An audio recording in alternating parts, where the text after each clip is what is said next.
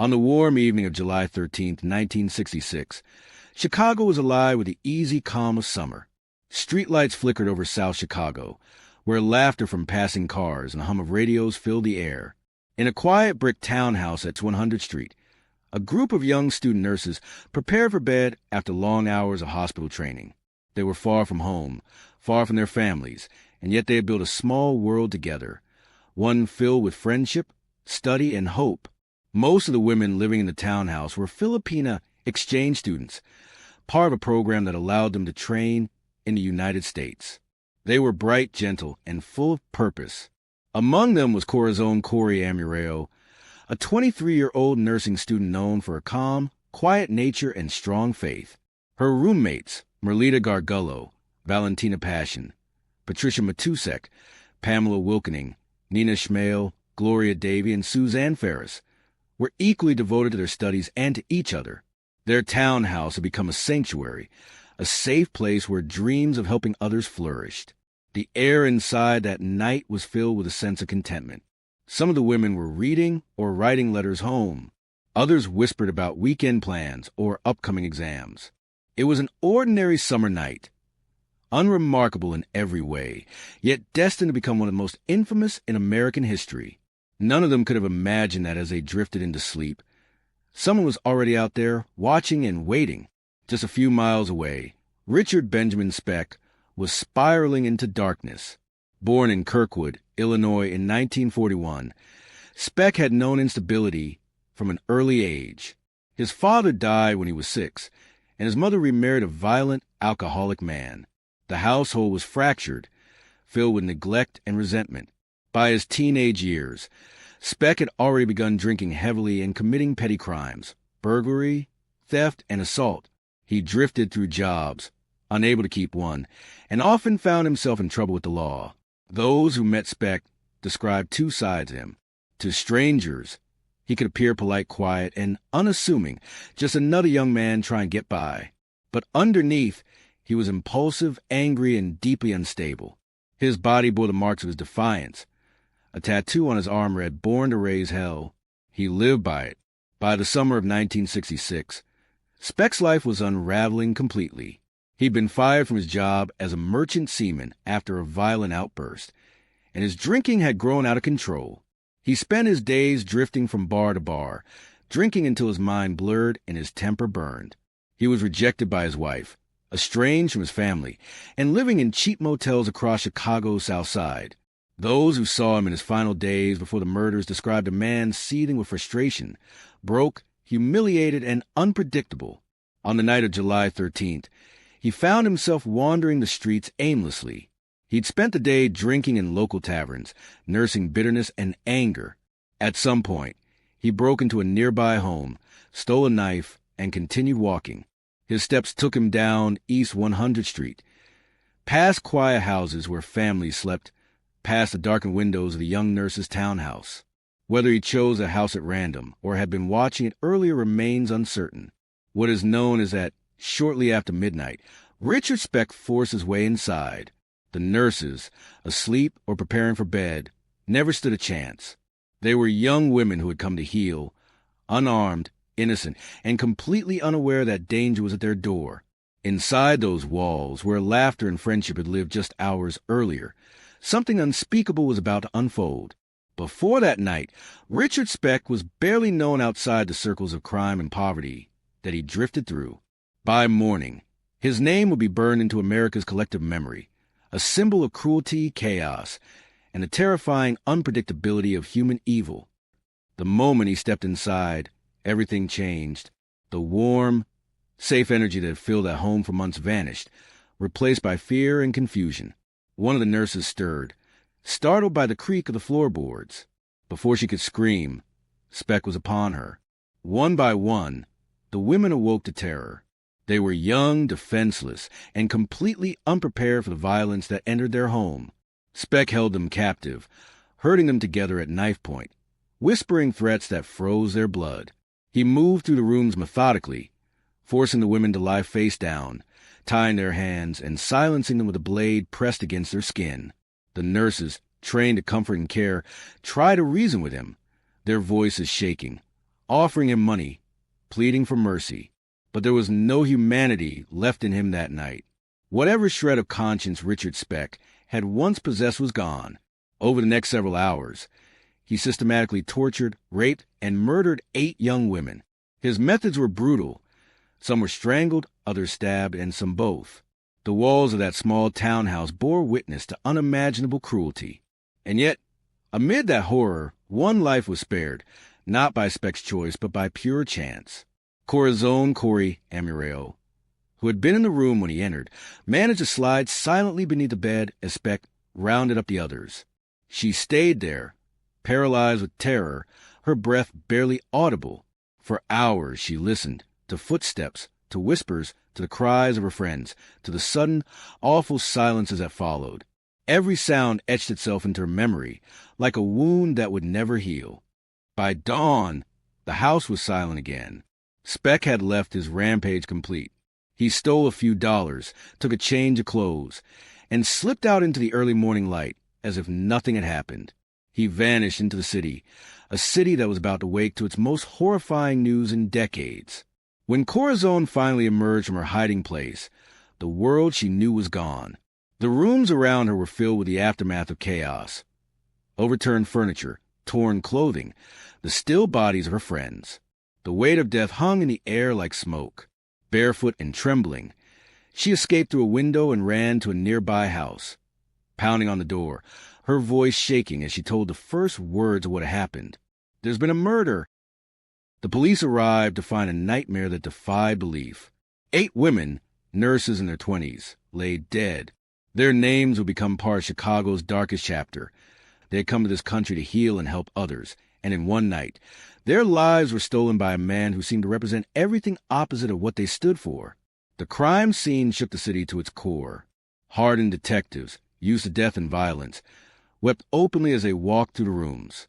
The brutality, the senselessness, it felt almost unreal. The newspapers called it a massacre of angels. Even for Chicago, a city that had known gang wars and organized crime. This was different. This was personal. This was evil made flesh. In the hours that followed, police launched one of the largest manhunts in the city's history. They had little to go on except one miracle. The terrified but unbroken survivor who had seen her attacker's face. Her name was Corazon Amureo, and her courage would soon bring Richard Speck to justice. By sunrise on July 14, 1966, the story had already begun to spread. First in hushed voices among police dispatchers, then across radio waves, and by morning on every newspaper front page in Chicago. 8 nurses, brutally murdered in their own home. A single survivor. The city awoke in shock, disbelief, and fear. South Chicago, once an unremarkable working-class neighborhood, was suddenly the center of a national nightmare. Reporters gathered outside the small brick townhouse, flashing cameras capturing the horror-stricken faces of police officers as they carried out bodies under white sheets.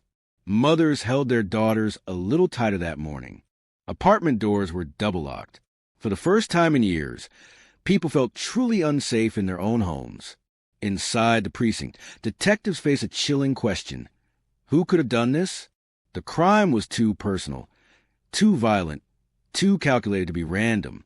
The killer had taken his time. He had spoken to the victims. He had made them fear him before ending their lives.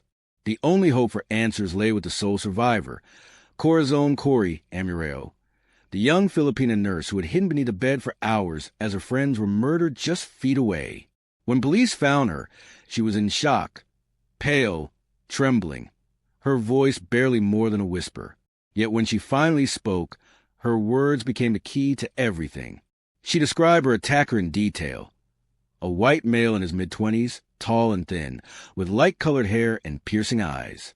But one detail stood out above all, a tattoo on his forearm that read, "Born to raise hell." It was a phrase that would soon be seared into the memory of every Chicagoan. Detectives immediately began cross-checking the description against criminal records, tavern logs, and known offenders in the area. The Chicago Police Department distributed sketches across the city. Within hours, the media had printed the killer's description and the words of that tattoo in bold letters across the front page. The hunt was on. Meanwhile, Richard Speck was on the run.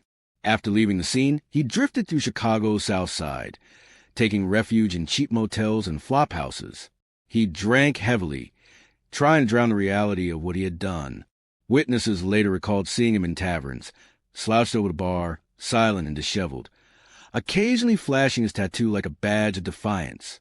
But as the news spread and his face began appearing on television and in papers, Speck realized the city was closing in. For days after the murders on July 17, 1966, his spiral reached its breaking point. Speck checked into the Star Hotel, a rundown boarding house under an alias.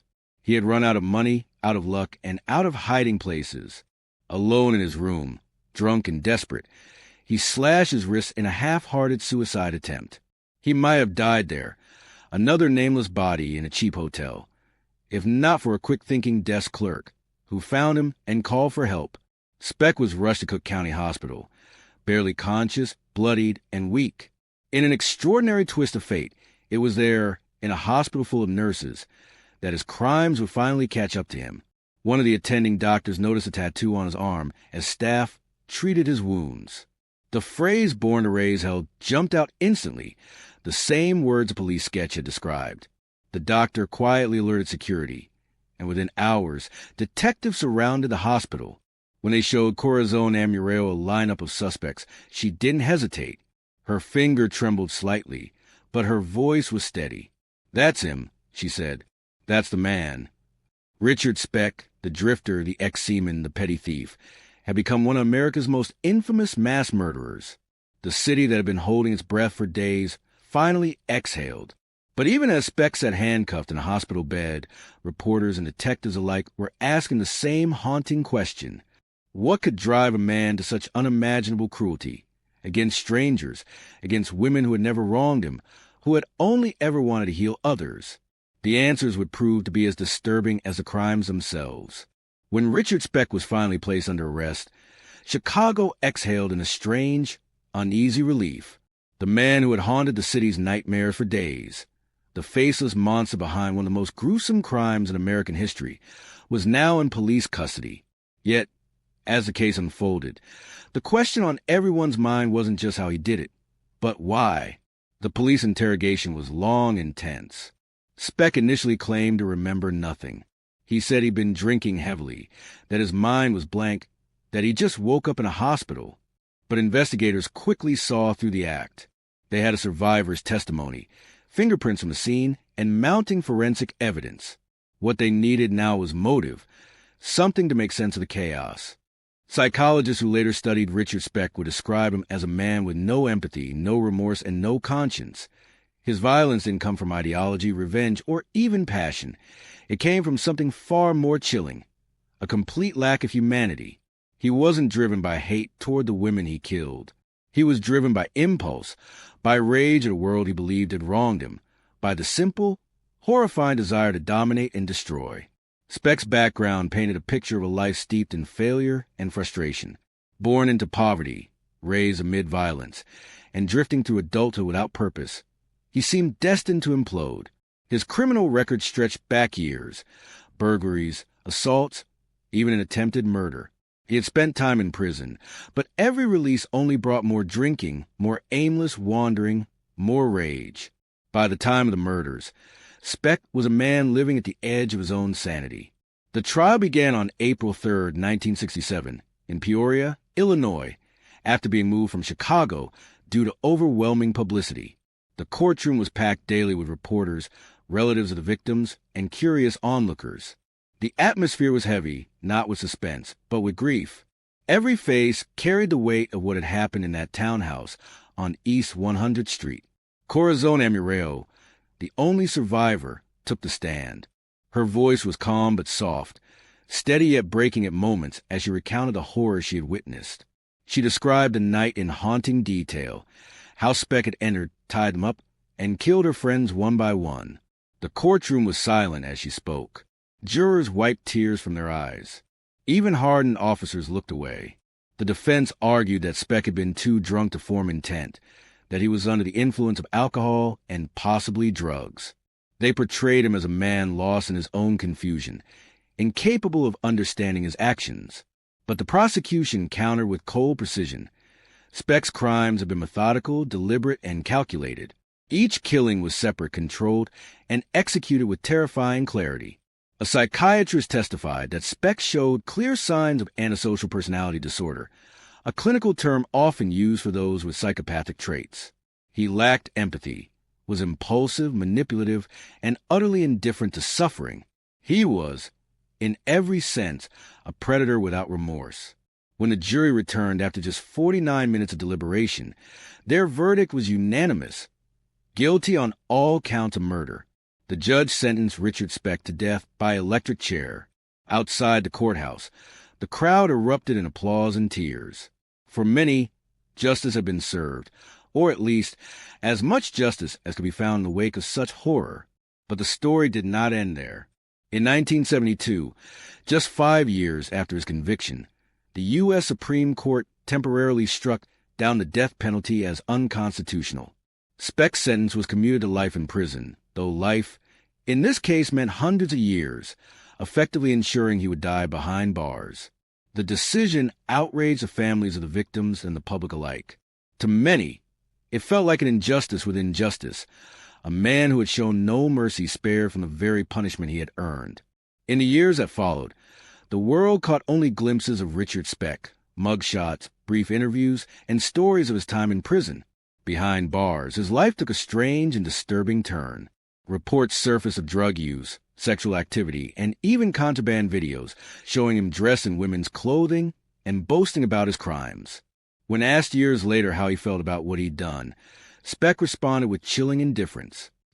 It just wasn't their night. Psychologists continue to debate what drove him.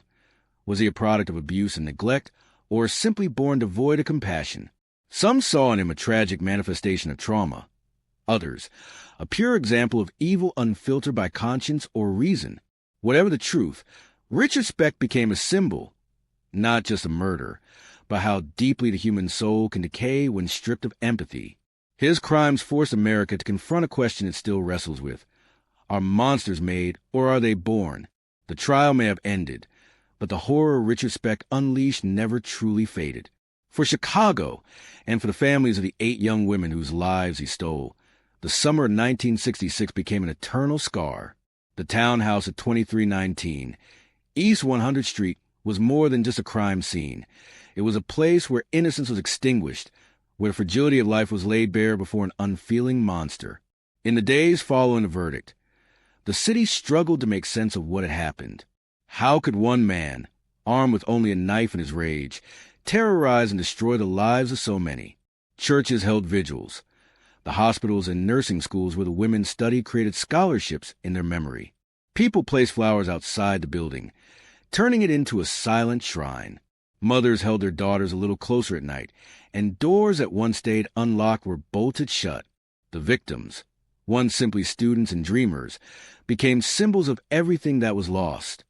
Amid the devastation, one name stood apart: Corazon Amureo, the lone survivor. For years, she lived quietly, avoiding the spotlight. Her testimony had been vital in bringing Speck to justice, but the trauma of that night never left her. Every noise, every darkened hallway, every sudden movement, it brought her back to that dormitory room. She eventually returned to the Philippines, married, and tried to rebuild her life. Still, she carried with her the memories of that night, a weight she would never fully lay down. The house where the murders occurred was eventually demolished. But even after it was gone, people would pause at the empty lot, feeling the unease that lingered there. Chicago had seen violence before, but nothing that struck so deeply at the heart of its humanity. The murder of 8 young women, in a place meant for safety and learning, shattered the illusion that such evil could be kept at bay. Years passed, and with time, Richard Speck became a dark figure buried within America's growing fascination with true crime. He wasn't charming like Ted Bundy, nor cunning like the Zodiac Killer. He was blunt, raw, and utterly devoid of charisma. His story didn't seduce. It repelled. Yet it forced people to confront something uncomfortable. That monster to look ordinary and evil could live next door. Inside prison, Speck aged without grace. Reports of his life behind bars painted a grotesque picture, filled with drugs, smuggled contraband, and a disturbing transformation. A secretly recorded video from 1988 showed him using cocaine, engaging in sexual acts, and mockingly saying, "If they knew how much fun I was having, they'd turn me loose." On December 5th, 1991, Richard Speck died of a heart attack in his cell at the age of 49. There were no mourners, no flowers, no tears. His ashes were scattered in an undisclosed location, fitting for a man who brought nothing but suffering to the world around him. But the memory of the women he killed endures. Their names are still spoken in remembrance ceremonies, their faces appear in documentaries, and their story continues to serve as a warning that darkness can be the face of a stranger or even of someone who blends into the crowd. The legacy of the Speck murders reshaped how America viewed safety, especially for women living alone or in dormitories. Nursing schools implemented stricter security. Law enforcement refined investigative coordination for serial crimes. And psychologists, criminologists, and journalists studied Speck for decades, searching for the answer to the same haunting question. What makes a man capable of such evil? In the end, perhaps there was no answer, only the echo of what he left behind. 8 bright lives extinguished, 1 survivor haunted, and a nation forever changed. The story of Richard Speck remains not just a chapter in true crime history, but chilling reflection of how fragile life can be when darkness walks among us. If you've stayed with this story until now, ask yourself, what drives a man to become a monster? Could it be prevented? Or is evil simply born that way? Share your thoughts, theories, or reflections in the comments below.